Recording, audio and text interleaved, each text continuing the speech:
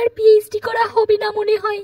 এত করে পড়লাম, তাও কেন এবার ক্লিয়ার হলো না? পেপার ওয়ানটা ঠিক করে প্রিপারেশন নিয়েছিলে? না তো, পেপার ওয়ানটা আবার পড়তে হয় নাকি?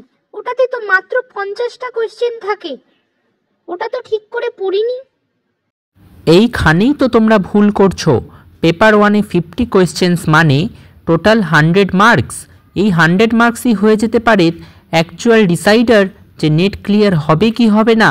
এবং এই 100 মার্কসের উপর জোর না দিলে নেট ক্লিয়ার যদি হয়েও যায়, জেআরএফের কাছাকাছি কিন্তু পৌঁছাতে পারবে না। জেআরএফ পেতে হলে এই 100 মার্কস অর্থাৎ এই পেপার ওয়ানের উপর ফোকাস থাকা খুব ইম্পর্টেন্ট।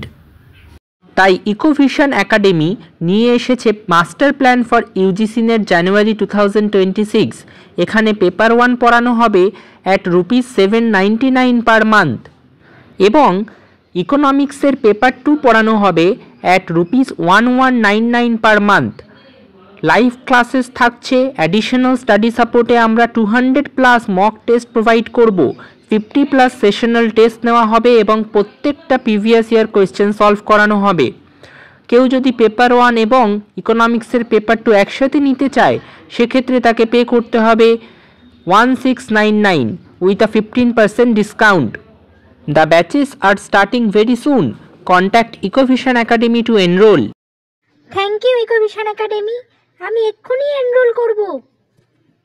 এবার আর আমাকে জেআরএফ পাওয়া থেকে কেউ আটকাতে পারবে না।